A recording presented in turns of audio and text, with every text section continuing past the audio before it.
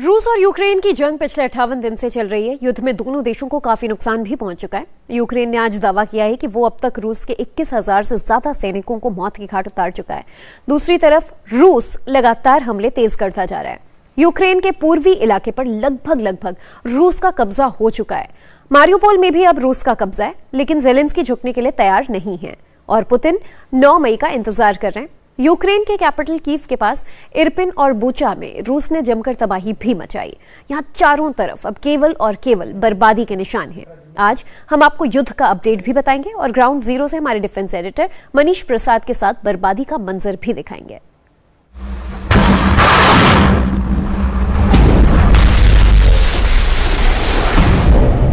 रूस यूक्रेन के बीच भीषण जंग 2 महीने पूरे कर रही है।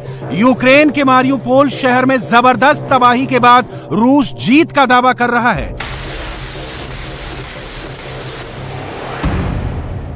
अब तक रूस चेर्निहिव, सुमी, खार्किव, लुहानस्क, बेनोत्सक, मारियोपोल और खेरसोन पर कब्जा कर चुका है। इन इलाकों में रूस की सेना लगातार आगे बढ़ रही है। कई जगहों पर आमने सामने की जंग है। यूक्रेन की सेना हर हाल में रूस के बढ़ते कदमों को रोकने के लिए दीवार बनकर खड़ी है। रूसी रक्षा मंत्रालय ने यूक्रेन में हमले की यह तस्वीर जारी की है। यूक्रेन को टारगेट करते हुए मिसाइलों को ब्लैक सी में एक जहाज से लॉन्च किया गया था। दूसरी तरफ यूक्रेन को अमेरिका से लगातार मदद मिल रही है। विश्व बैंक के साथ हुए गोलमेज सम्मेलन में यूक्रेन के राष्ट्रपति वोलोदिमीर जेलेंस्की ने साफ साफ कहा कि उन्हें आर्थिक नुकसान की भरपाई के लिए हर महीने $7 अरब की जरूरत होगी। इसके साथ ही जेलेंस्की ने मदद के लिए अमेरिका का शुक्रिया भी किया। अमेरिका ने हमारे राष्ट्र के लिए एक नए समर्थन पैकेज की घोषणा की है। इसके लिए मैं आभारी हूं। इस पैकेज में हमारी सेना के लिए शक्तिशाली रक्षात्मक उपकरण हैं। विशेष रूप से ये तोपखाने, गोले, ड्रोन हैं। हमें यही उम्मीद थी। मैं अपने सहयोगियों का उनकी मदद के लिए आभारी हूं और उनसे हथियारों की डिलीवरी में तेजी लाने का आग्रह करता हूं, जिसकी यूक्रेन को जरूरत है।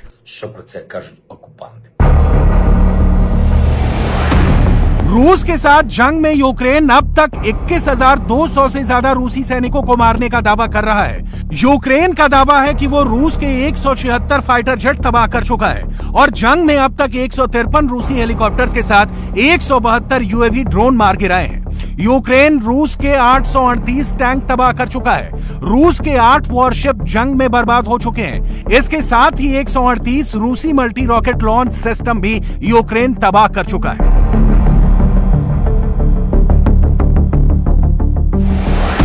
यूक्रेन जो दावे कर रहा है उसकी हकीकत हम आपको ग्राउंड जीरो से दिखाते हैं। यूक्रेनियन आर्मी का अभी तक का सबसे बड़ा दावा, इस जंग में कुल मिलाके 21,000 सैनिकों को मार गिराया है।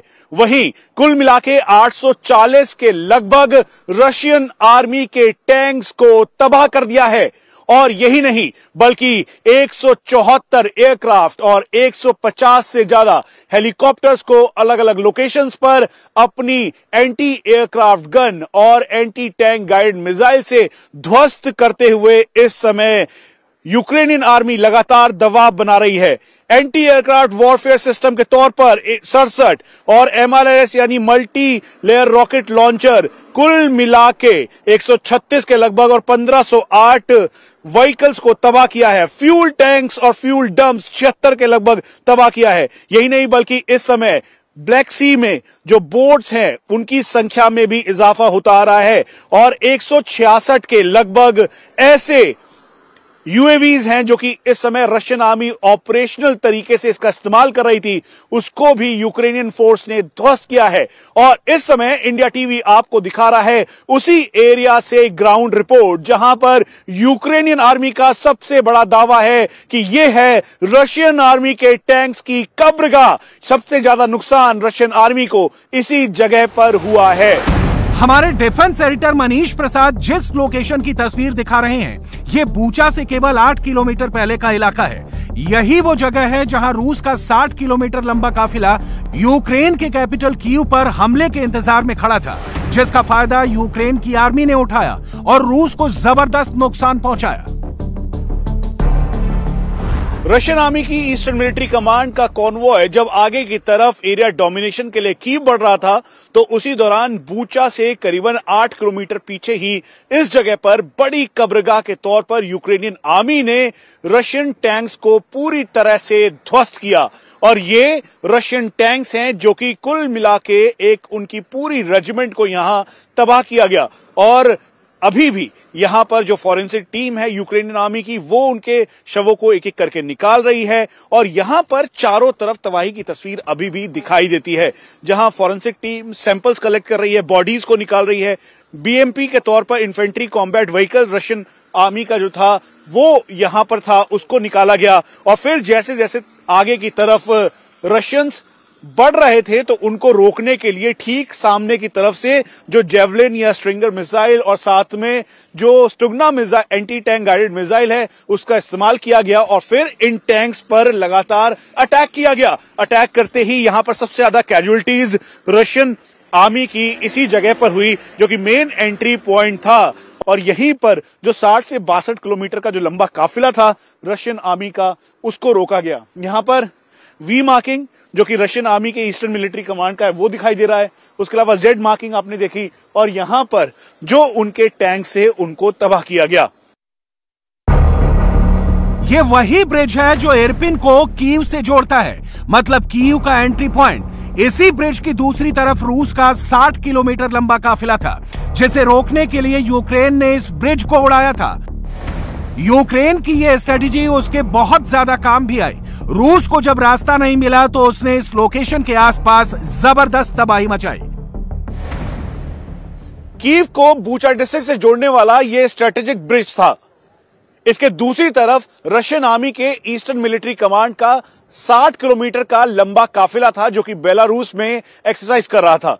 इसमें स्कैंडर मिसाइल, साथ में उनके anti tank guided missiles, mechanised column के तौर पर इन्फेंट्री कॉम्बैट व्हीकल समेत पूरा एक लॉजिस्टिक काफिला था जो कि कीव की तरफ आगे बढ़ रहा था। इसी को देखते हुए यूक्रेनियन फोर्स ने इस पूरे ब्रिज को ध्वस्त कर दिया और मरीन कमांडोज ने इसमें एक्सप्लोजिव लगा के इसको डिस्ट्रॉय किया, ताकि कहीं से भी रशियन फोर्सेस आगे की तरफ ना पहुंच सके। और इसीलिए बूचा डिस्ट्रिक्ट का ये एरिया सबसे ज्यादा रशियंस के निशाने पे था, क्योंकि इसके आगे कीव के अंदर वो नहीं घुस पाए थे। जैसे ही यहां पर यूक्रेनियन फोर्स के मरीन कमांडो ने इसको डिस्ट्रॉय किया, उसके बाद यूक्रेनियन फोर्स ने उसकी तस्वीर भी जारी की और बताया कि उसने बेहद स्ट्रेटेजिक तरीके से इस पूरे ब्रिज को उड़ा दिया। और यहां पर जो गाड़ियां थी वो पूरी तरह से डैमेज हुई। उसके अलावा जो ये ब्रिज था, इस ब्रिज को लॉजिस्टिकली बहुत ही इंपॉर्टेंट माना जाता था, लेकिन यहां से कोई भी आवाजाही बंद हो गई और टैंक और आर्मर्ड कॉलम के जो मूवमेंट थे वो नहीं हो पाए। और इसीलिए रशियन फोर्सेस ने इस एरिया को टारगेट करना शुरू किया। ठीक सामने जो घर और बिल्डिंग्स थी वो पूरी तरह से डिस्ट्रॉय हुई। यहां पे स्प्लिंटर इफेक्ट अभी भी दिखाई दे रहा है, जो बैक इंपैक्ट है वो दिखाई दे रहा है।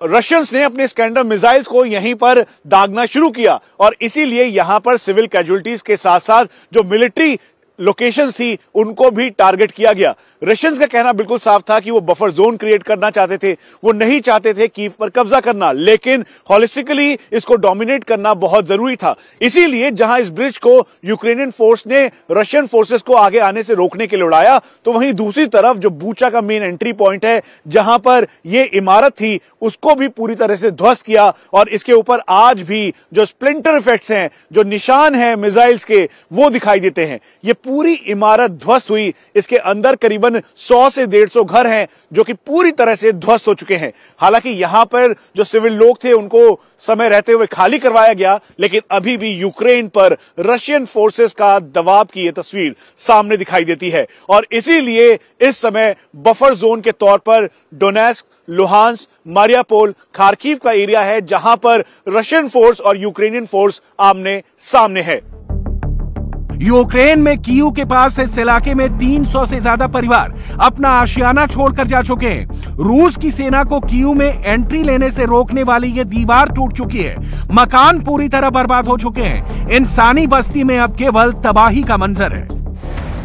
तबाही की वो तस्वीर है जो बताती है कि रशियन और यूक्रेनियन वॉर का ये चेहरा बेहद भयानक है। बूचा का ये शहर पूरी तरह से अब तबाह हो चुका है, घर खाली हो चुके हैं और मेरे चारों तरफ जो इस समय घर हैं उसमें कोई भी व्यक्ति मौजूद नहीं है, क्योंकि इसके दूसरी तरफ ही 60 किलोमीटर लंबा काफिला रशियन आर्मी का था और जिसे रोकने के लिए इस एरिया ने सबसे ज्यादा तबाही देखी। Russian missiles, Russian air defence, Russian mechanised columns सभी इसी तरफ लगातार फायर कर रहे थे, इसीलिए चारों तरफ तबाही की तस्वीर सामने है। यहां पर जब मिसाइल्स, स्कैंडर मिसाइल्स रशियंस ने फायर की तो उसके बाद यहां पर जो पूरा स्ट्रक्चर था वो ध्वस्त हुआ। लोगों को आनन फानन में यहां से निकाला गया क्योंकि उसके अलावा कोई भी चारा नहीं था। जो आसपास के घर थे वो पूरी तरह से ध्वस्त हुए, चीथड़ों में उड़ गए। जो गाड़ियां इसकी चपेट में आई वो खत्म हो चुकी है और ये अब पूरा बूचा का ये वाला इलाका खाली है। लोग अपने घरों को छोड़कर इस समय कैंप्स में शिफ्ट हो गए हैं क्योंकि अपनी जान बचानी बेहद जरूरी है। दीवारें हैं, उन पर स्प्लिंटर्स, मोर्टार शेल्स, रॉकेट के शेल्स वो अभी भी दिखाई देते हैं और ये पूरा का पूरा एरिया इस समय खाली हो चुका है। और इसी वजह से यहां पर रशियन फोर्सेस और यूक्रेनियन फोर्सेस के जो युद्ध हुआ उसमें कहा गया कि लोग सिविल कैजुअलिटी रशियंस नहीं चाहते, इसलिए लोग अपने घरों को खाली करके जाएं। लेकिन इससे पहले कि वो खाली करके जाते, यहां पर आमने सामने की लड़ाई थी जिसमें सबसे ज्यादा नुकसान यूक्रेनियन फोर्स को उठाना पड़ा। इसीलिए अब यूक्रेनियन फोर्स ने जहां अर्बन वॉरफेयर का इस्तेमाल करते हुए रशियंस को घेरना शुरू किया, पास के जो ब्रिजेस थे उनको उन्होंने स्ट्रेटेजिक तौर पर उड़ाया और फिर उसके बाद अपनी जेवलिन और Stugna missile, anti tank guided missile के जरिए वो लगातार हिट करने लगे रशियन फोर्स को। बूचा में तबाही के दौरान कैसे लोगों ने अपनी जान बचाई, किस तरह से बंकर्स तैयार किए गए, हमारे डिफेंस एडिटर मनीष प्रसाद उन बंकर्स में भी पहुंचे। रशियन आर्मी की मिसाइल्स जहां नहीं पहुंच पाई वो थे अंडरग्राउंड बंकर्स। बूचा के इस इलाके में जैसे ही यहां पर रशियन आर्मी का मार्च हुआ, एरिया डोमिनेशन शुरू हुआ, उसके तुरंत बाद ही यूक्रेनियन फोर्स ने अपनी अलग अलग जगह ट्रेंचेस और बंकर्स में ले ली थी। और यही वजह है कि जब बंकर्स के अंदर से छुपकर लगातार रशियन आर्मी के काफिले पर फायर करने लगे तो उस दौरान रशियन आर्मी के लिए यह मुसीबत बढ़ गई थी। और गुरिल्ला वॉरफेयर की यही टेक्निक रशियन आर्मी के सबसे ज्यादा तबाही का कारण बनी। चर्च पर टारगेट किया गया, वजह बिल्कुल साफ थी कि यहीं से रुक रुक के फायरिंग की जा रही थी। जो मिलिट्री इंस्टॉलेशंस जो आसपास की लोकेशंस पे लगाए थे, दरअसल उसी वजह से जो सिविल एरिया है वो भी टारगेट हुए और फिर यूक्रेनियन फोर्स ने अग्रेसिव ऑपरेशन रशियन आर्मी को खदेड़ने के लिए लॉन्च किया। अब आपको बूचा की सबसे डराने वाली तस्वीरें दिखाते हैं। बूचा वही शहर है जिसमें सड़कों पर लाशों का ढेर बिछा था, रूस पर वॉर क्राइम का आरोप लगा था, सैकड़ों लोगों को मौत के घाट उतारा गया था। बूचा की तस्वीरें रुला देने वाली थी। हमारे डिफेंस एडिटर उस लोकेशन पर भी पहुंचे जहां एक साथ 100 शवों को दफनाया गया था। प्रधानमंत्री नरेंद्र मोदी ने बूचा किलिंग का जिक्र करते हुए कहा कि इसकी निष्पक्ष तौर पर जांच होनी चाहिए। हम उसी बूचा के चर्च के ग्रेवयार्ड पर हैं जहां पर एक साथ 100 की संख्या में जो शव हैं उनको दफनाया गया था। यूक्रेनियन का दावा था कि जब रशियंस ने अटैक किया तो एक साथ इन सभी नागरिकों की इसमें जान गई और फिर यहीं पर लाकर उन्हें दफनाया गया। अब हालांकि उन्हें दफना तो गया है, लेकिन सवाल अभी भी वहीं के ज्यों के त्यों खड़े हैं कि क्या ये वॉर क्राइम है? क्या रशियन आर्मी ने बर्बरता के साथ इनको मारा है? रशियंस का यह क्लेम है कि उन्होंने ऐसा कुछ भी नहीं किया और इसीलिए वो एक सेफ जोन के तौर पर लगातार सेफ पैसेज दे रहे थे ताकि सिविलियन कैजुअलिटीज इसमें ना हो। यहां तक कि रशियन आर्मी ने यूक्रेनियन आर्मी के रेप और साथ में जो अलग अलग दावे थे कि लोगों को घर से निकाल के मारा है उसको भी पूरी तरह से उसका खंडन किया। लेकिन यूक्रेनियन आर्मी ने साफ तौर पे कहा कि यह वॉर क्राइम है जो कि रशियन आर्मी ने किया है। इसीलिए इस ग्रेवयार्ड में कुल मिला के 100 की संख्या में एक साथ यहां पर शवों को दफनाया गया और प्रधानमंत्री नरेंद्र मोदी ने भी इसका जिक्र करते हुए कहा कि इसकी निष्पक्ष तौर पर जांच होनी चाहिए। इसके लिए उन्होंने रशियन प्रेसिडेंट व्लादिमीर पुतिन से भी बात की और साथ में यूक्रेनियन प्रेसिडेंट जेलेंस्की से भी बात करके कहा कि भारत चाहता है कि इसकी निष्पक्षता के साथ जांच हो ताकि पता लगाया जा सके कि क्या बर्बरता रशियन आर्मी ने की है या फिर इसके पीछे कोई और साजिश है। इसीलिए इंडिया टीवी आपको लेकर आया है बूचा के उसी ग्रेवयार्ड में जहां पर दफन है वो 100 सबूत जो कि बताते हैं कि उनकी मौत की असली वजह क्या है। हालांकि यूक्रेनियन फोर्स ने इनके डीएनए सैंपल्स और साथ में फॉरेंसिक जांच इस पूरे एरिया की है। बूचा के इस इलाके में सिविल एरिया है, यानी रिहायशी एरिया के तौर पर जब रशियन आर्मी ने यहां पर लगातार बम्बार्डमेंट करनी शुरू की तो यहां पर लोगों को नुकसान भी हुआ। जो घर है वहां पर भी तबाही की तस्वीर साफ दिखाई देती है। ऐसे में ये जो चर्च है यहां पर एक कैंप सेटअप किया गया। यहां पर जितने भी लोग थे उनके फॉरेंसिक और डीएनए टेस्ट किए गए और फिर उनके शवों को यहां पर ग्रेव में डाला गया। अब सभी की नजर बूचा की इस किलिंग पर है कि क्या सही में रशियन आर्मी ने बर्बरता दिखाते हुए वॉर क्राइम किया है या फिर जिस तरीके से यूक्रेनियन आर्मी का क्लेम है कि रशियंस ने रेप किया यहां पर महिलाओं का, साथ में उनके साथ उत्पात मचाया, यही नहीं बल्कि घरों से निकाल कर ब्रुटैलिटी दिखाई। क्या ये दावे सही हैं या फिर ये साइकोलॉजिकल वॉरफेयर है? इसीलिए अब इसकी ये उम्मीद की जा रही है कि वॉर के खत्म होने के बाद या इस समय पैरेलली जांच हो सकती है। कैमरा पर्सन अनिल मिश्रा के साथ Manish Prasad, India TV, Bucha, Ukraine. India TV हर वक्त हर जगह डाउनलोड करने के लिए सर्च करें India TV news Google play store या ऐप स्टोर पर।